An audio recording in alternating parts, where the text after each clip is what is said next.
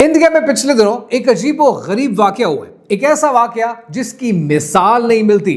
सौम्या कुमारी, माननीय मुख्यमंत्री जी अपने हाथों से नियुक्ति पत्र देके नीलम अभिरंजन। मैं आपको स्क्रीन पर एक बेहिस इंसान की तस्वीर दिखाने लगा हूं। मैं अपने अल्फाज बहुत सोच समझ कर इस्तेमाल करता हूं और जानकर इस इंसान के लिए बेहिस का लफ्ज इस्तेमाल कर रहा हूं। इस इंसान को इंडिया में सुशासन बाबू कहा जाता है। बिहार का चीफ मिनिस्टर, 12 करोड़ लोगों का रिप्रेजेंटेटिव नीतीश कुमार, और नीतीश कुमार ने जिस बेगैरती का मुजाहिरा किया है उसकी मिसाल नहीं मिलती। और यह बेगैरती उसने दुनिया से छुपकर अकेले किसी कमरे में नहीं की, मीडिया के सामने, स्टूडेंट्स के सामने, जर्नलिस्ट, पॉलिटिशियंस के सामने की है, जब उसने एक तकरीब के दौरान एक मुसलमान लड़की का नकाब, उसका हिजाब खींच दिया। और आपने ये देखा कि जब उस मुसलमान बच्ची का हिजाब खींचा जा रहा था तब पॉलिटिशियंस पीछे रोकने के लिए खड़े नहीं थे, वो दांत निकालने के लिए खड़े थे। अब होना तो ये चाहिए था कि इस वाकये के बाद एक ह्यू एंड क्राई रेज होता, माफिया शुरू हो जाती, राजीनामे हो जाते, लेकिन दूसरी तरफ यूपी का वजीर आकर इस वाकये को कैसे डिफेंड करता है। वो कहता है हिजाब ही छुआ है, कहीं और छू लेते तो मसला होता। अब ये क्लिप मैं आपको दिखाता हूं, लेकिन आपने इस घटियापन को ही नहीं सुनना, आपने साथ सुननी है उस इंटरव्यूअर की हंसी, जिसके लिए अंग्रेजी में सेक्सुअल इन्यूएंडो का लफ्ज इस्तेमाल होता है। पहले ये देखें। अरे वो भी तो आदमी है ना, पीछे नहीं पड़ जाना चाहिए। छू दिया नकाब तो इतना हो गया, कहीं और छूते तब क्या हो जाता। नहीं तो आपको क्या लग रहा है कि कहीं और भी छू लेते क्या है? आप इस तरह की बात कर रहे हैं, क्या कहीं और छू लेते? अब बेगैरती की सारी हदें पार करते हुए यूनियन मिनिस्टर गिरिराज सिंह का बयान सुने। वो कहता है कि पर्दा, बुर्का, नकाब, हिजाब ये उतारना पड़ेगा और उसके बाद अगर डॉक्टर काम नहीं करती है तो जहन्नुम में जाए। This is the story of incredible and shining India. जरा ये क्लिप देखें।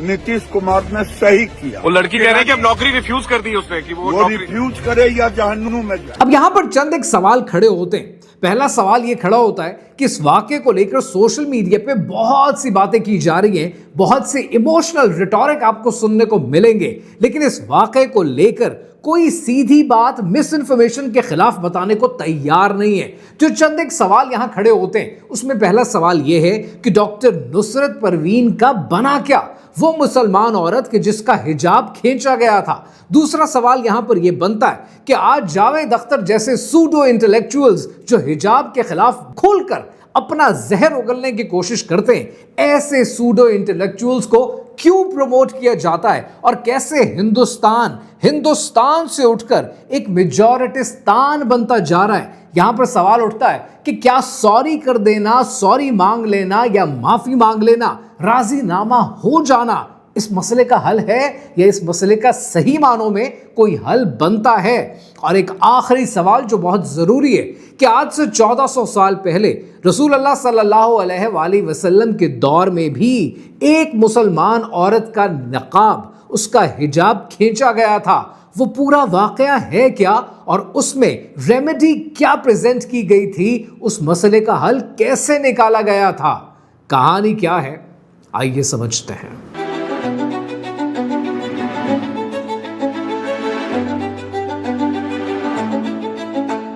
कहानी शुरू होती है 15 दिसंबर सन 2025 को।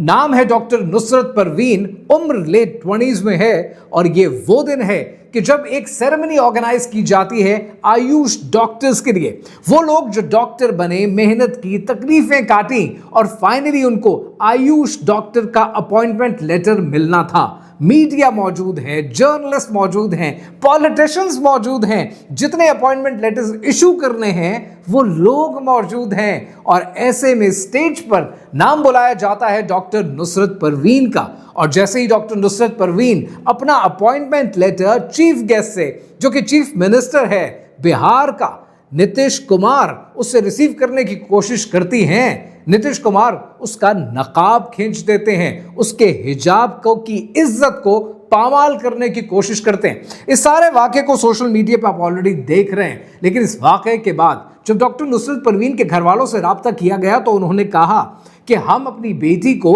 कन्विंस कर रहे हैं कि वो ये सर्विस ज्वाइन कर लें, लेकिन वो ये सर्विस अब ज्वाइन करना नहीं चाहती। तो सवाल ये, वो ये सर्विस क्यों ज्वाइन नहीं करना चाहती? क्या किसी एग्जाम में फेल हो गई हैं? क्या कोई और करियर चॉइस समझ में आ गई है? क्या डॉक्टर बनने का सपना, इतनी मेहनत उनको अब पसंद नहीं आ रही? हरगिज़ नहीं। चीफ मिनिस्टर ने भरे मजमे के सामने, दुनिया के सामने उनकी इज्जत पर हमला किया और ये इतना बड़ा ट्रॉमा है कि इस ट्रॉमा के साथ वो इस सर्विस में जाना नहीं चाहती।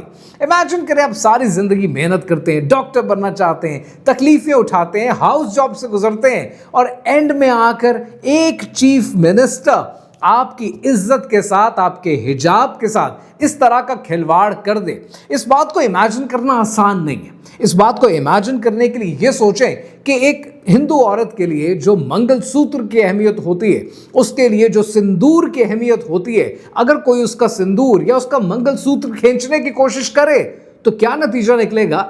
आपने कितनी ऐसी फिल्म्स देख रखी हैं, कितनी ऐसी डॉक्यूमेंट्रीज देख रखी हैं, कितनी ही ऐसी कहानियां सुन रखी हैं जहां पर आपको इसकी सिग्निफिकेंस पता चलती है। ये जो टेंटेड किया गया है, ये एक करियर को टेंटेड नहीं किया गया, ये एक पैगाम दिया गया है इंडिया में बसने वाले मुसलमानों को कि इंडिया मेजॉरिटिस्तान बन चुका है, यहाँ मेजॉरिटी की चलती है और माइनॉरिटी के कोई हुकूक नहीं है। और जब आप मेजॉरिटिस्तान को समझने की कोशिश करेंगे तो सबसे पहले एथीज्म का ये सिंबल, ये सूडो इंटेलेक्चुअल आपको नजर आएगा, जिसको आप जावेद अख्तर के नाम से जानते हैं। Why should you be ashamed of your face? But what makes her cover her face? Vulgar, obscene, undignified about her face. That is covered. उसे ब्रेन वॉश किया गया है। अगर वो ये कहती है कि मैं अपनी मर्जी से कर रही हूँ तो she is brain wash. India के सूडो इंटेलेक्चुअल जावेद अख्तर कहते हैं कि जो औरतें हिजाब करती हैं वो ब्रेन वॉश्ड हैं। ब्रेन वॉश्ड वो औरतें नहीं है जावेद अख्तर साहब, ब्रेन वॉश्ड आपका दिमाग है जो अपनी लॉयल्टी साबित करते करते करते करते थक चुका है। अगर ब्रेन वॉशिंग की आपने बात करनी थी तो इतनी तो इंटेग्रिटी होनी चाहिए कि आप नीतीश कुमार की हरकत पर भी बात करते, लेकिन वो कैपेसिटी तो आपके अंदर है नहीं। दूसरी बात जो आपने समझनी है बड़े गौर से, वो ये समझनी है कि जिस मुल्क में आप रहते हैं वहां जगह जगह पर महाभारत की कहानी आम है, महाभारत के चर्चे। ये महाभारत की कहानी शुरू कहां से होती है? ये शुरू होती है जब एक औरत के साड़ी के पल्लू को खींचा जाता है। तो क्या आप उनको भी कहेंगे कि वो सब भी ब्रेन वॉश्ड है? I dare you and I challenge you, जहां आप बैठे हैं ना, एक बार ये भी कहकर देखें कि ये सब बेकार है, ये सब ब्रेन वॉशिंग है। आप में इतनी हिम्मत होनी नहीं है और इतनी हिम्मत या जुर्रत दिखाने के बाद आप अपने घर से बाहर निकल पाए, ये मेरा खुला चैलेंज है। ये आप कर नहीं पाएंगे क्योंकि आपका काम बड़ा सिंपल है कि माइक हाथ में पकड़ो, सिर्फ उस जगह पर जहां पर डिबेट ना हो, जहां पर सामने बैठे हो सिर्फ बच्चे जो इतने गलेबल हो कि कोई भी बात करो वो तालियां बजा दें और दुनिया सुनकर चली जाए। जिस एथीज्म को आप प्रमोट कर रहे हैं, जिस सेक्युलरिज्म को आप प्रमोट कर रहे हैं, वो दुनिया के सामने नंगा हो चुका है। अगर डेटा की बात करें तो इस वक्त पीयू की रिसर्च कहती है, और ये रिसर्च आपके सामने मैं प्रेजेंट भी करूंगा, ये रिसर्च 2021 की है और ये रिसर्च कहती है कि इंडिया के अंदर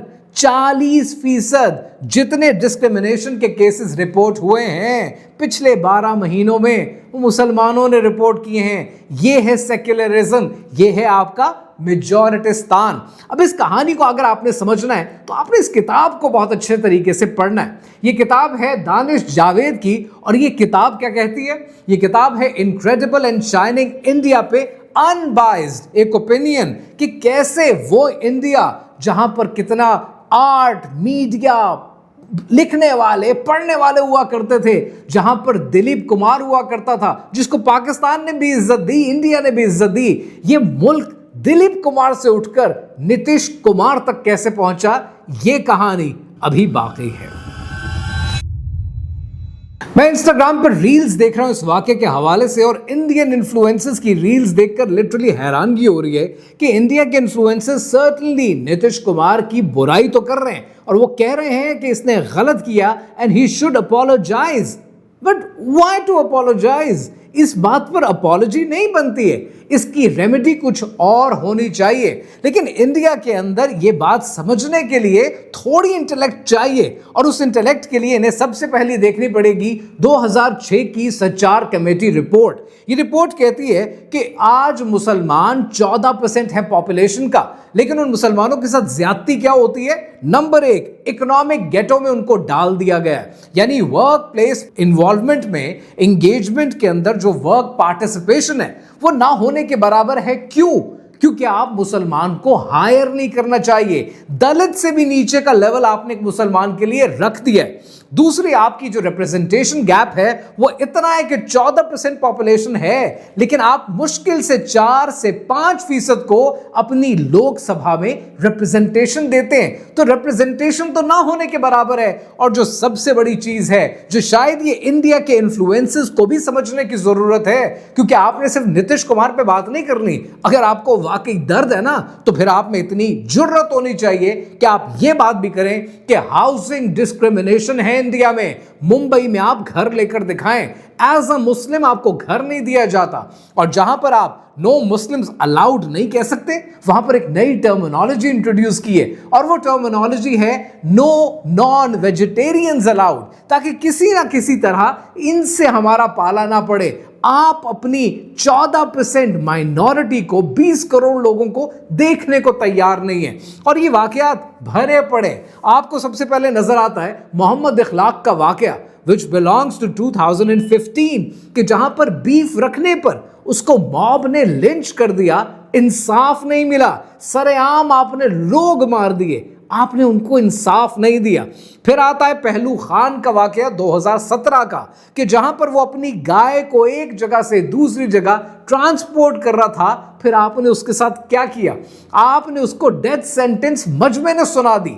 फिर आपके सामने है तबरेज अंसारी का 2019 का वाकया, जहां पर आपने उसे मजबूर किया कि वो जय श्री राम के नारे लगाए, और जब उसने ये नारे लगाए तब भी आपने उसको जिंदा मार दिया। वो अपनी जान बचाना चाहता था, आप टॉलरेट करने के लिए तैयार नहीं है। और ये कहानी यहीं पर खत्म नहीं होती है। आप अगर डेटा उठाकर देखें, आप हैरान रह जाएंगे कि आज इंडिया के अंदर, यूपी के अंदर, अगर कोई प्रोटेस्ट करता है, मुसलमान बाहर निकलता है, इससे पहले कि उसको इंसाफ मिले, आप उसके घर बुलडोज कर देते हैं। उसकी जो सारी जिंदगी की जमा पूंजी है वो आप खा जाते हैं। ये है इंसाफ का मयार। अब जो बात मैं आपको बताने वाला हूं, जब ये बात आप सुनेंगे, लिटरली आपके रोंगटे खड़े हो जाएंगे। जब मैंने इस चीज को पढ़ना शुरू किया था, लिटरली मेरी आंखों में आंसू थे। और ये कहानी क्या है कि 2021 में इंडिया में एक ऐप लॉन्च हुई। उस ऐप का नाम है सुल्ली डील्स। और आपको ये लगता है कि जैसे ये ऐप लॉन्च हुई होगी जुलाई 2021 में, तो कहानी खत्म हो गई होगी। हरगिज नहीं। सुल्ली डील्स के बाद जनवरी 2022 में एक और ऐप लॉन्च हुई, और उसका नाम था बुल्ली बाय। अब ये आप सोचेंगे कि बुल्ली बाई तो ठीक है, यूज होती है टर्मिनोलॉजी, लेकिन ये सुल्ली क्या है, ये बुल्ली क्या है? इंडिया में मुसलमान औरत के लिए डेरोगेटरी ये टर्म इस्तेमाल की जाती है। जब ये ऐप लॉन्च हुई तो इस ऐप में था क्या? ये ऐप एक ऐसी ऐप थी कि वो मुसलमान औरतें जो पायलट बन गई, जर्नलिस्ट बन गई, आर्किटेक्ट बन गई, अपने फील्ड में जिन्होंने अच्छा काम किया, अपना नाम कमाया, उनकी तस्वीरें उठाई गई, उनकी डिटेल्स डाली गई, और उसके बाद उन्हें ऑक्शन किया गया, उन पर ऑक्शन लगा दी गई, डील ऑफ द डे बनाकर। ये क्या सिलसिला है? और ये ऐप, मजे की बात क्या है, ये ऐप इन्होंने होस्ट की गिटहब के ऊपर, ताकि पकड़ाई में ना आ सके। अब यहां पर 1 मिनट के लिए आपने रुकना है और सोचना है। आपके घर में आपकी बीवी है, आपकी माँ है, आपकी बहन, आपकी बेटी। 1 मिनट के लिए इमेजिन करें कि आप किसी ऐसी ऐप के ऊपर उनकी तस्वीरें देखते हैं, डील ऑफ द डे देखते हैं, और उस पर इंडिया की वो कम्युनिटी जो कि शायद ट्रैड से ताल्लुक रखती है, वो उस पर बिडिंग कर रही है। और 1 मिनट के लिए आपने जो सोचना है ना, आपने ये नहीं सोचना कि आप क्या फील करेंगे। यहां पर आपकी फीलिंग मैटर नहीं करती है। यहां पर मैटर ये करता है, जब आपकी वो बहन बेटी खुद देखेगी तो क्या वो ट्रॉमा से नहीं गुजरेगी? क्या उसको पीटीएसडी नहीं होगा? क्या वो एंजाइटी का शिकार नहीं होगी?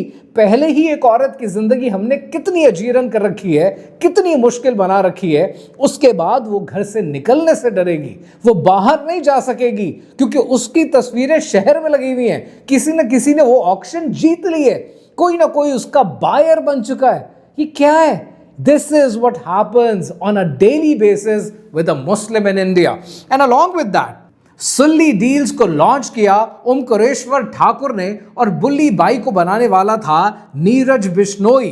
नीरज बिश्नोई को अरेस्ट किया जाता है आसाम से और ओमकारेश्वर ठाकुर को पकड़ा जाता है इंदौर से।